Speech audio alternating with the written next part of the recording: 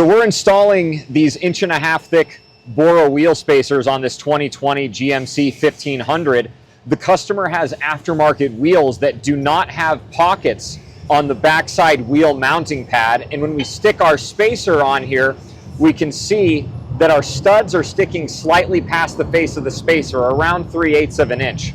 This is a problem. The only time you'll ever see wheel spacers fail is when they're installed improperly or incorrectly. And this is one of the most important things you need to look out for. If you fail to trim these studs or to catch this when you're installing, the spacer will sit perfectly flat onto the hub, but your wheel will then essentially be floating on these points of the studs, which eventually will cause the wheel to vibrate loose, break the studs on the spacer, and then you're doing 80 miles an hour down the freeway and your wheel passes you. Not a good look, not something you want to deal with. Easiest way to avoid that, you can take either a tape measure or a pair of dial or digital calipers.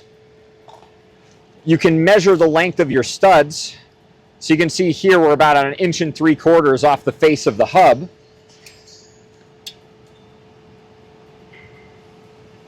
Or in this case on my digital calipers, I'm getting about 42 millimeters, or again, just a hair under 1 3/4 inches.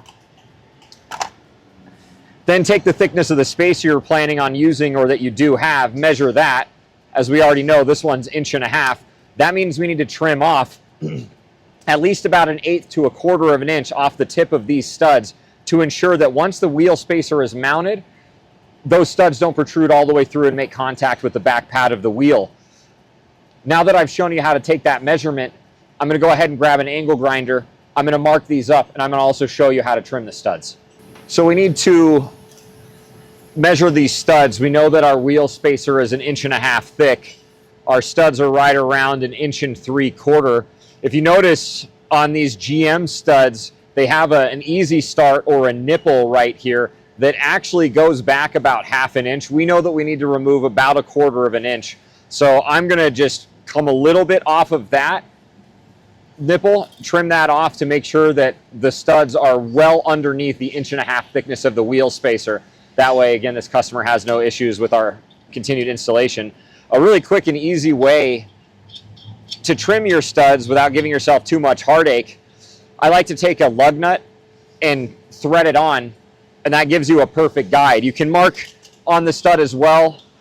If you have a paint pen, that works really well, or I've had success with something easy like a Sharpie as well. Obviously, you're going to be cutting through it and removing it in due time. It's very easy to reapply. We're going to jet right on in. I'd highly recommend you wear PPE, safety glasses, and some form of gloves. And it's pretty easy and straightforward and simple. Just get to it with a cutoff grinder. We'll start out here on the edge.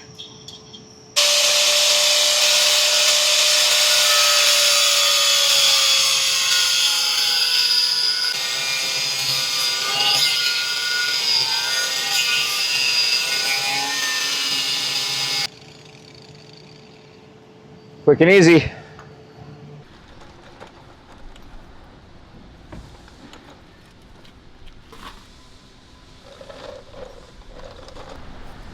Look here, make sure the hub is free of any debris. Spacer's gonna go on. I'm gonna make sure it doesn't rock back and forth at all.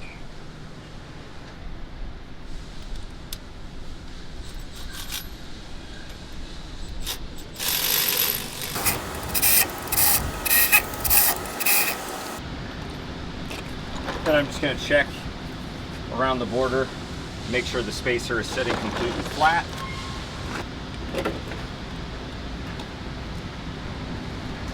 I'm going to set my torque wrench for about 80% of the final value.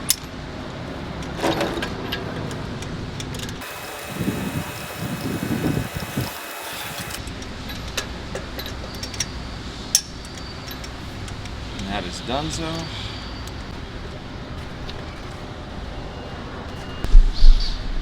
So we'll show them the hub ring.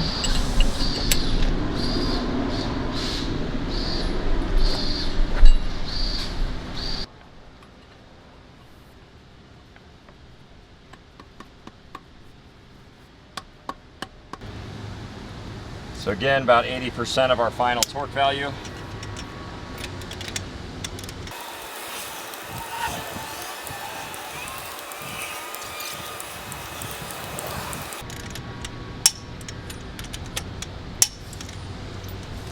Cool. Once you've mounted the spacer to the hub, it's torqued down. You have the wheel mounted to the spacer. And even before you go and torque this down, lower the truck down on the ground, you need to look in between the spokes here and look at the actual spacer. Make sure that the wheel is sitting completely flush on the flat face of the spacer, and make sure that the spacer is sitting completely flush on the flat face of the hub. If for any reason that wheel is sitting off center or tilted, or it's not sitting completely flat, you need to pull the wheel off and start over. Same goes with the spacer. It's the most imperative thing when you're installing any of these products is to make sure that everything's sitting perfectly flat. If it's not, and you drive down the road, chances are you're gonna have a bad day, and you want to avoid that.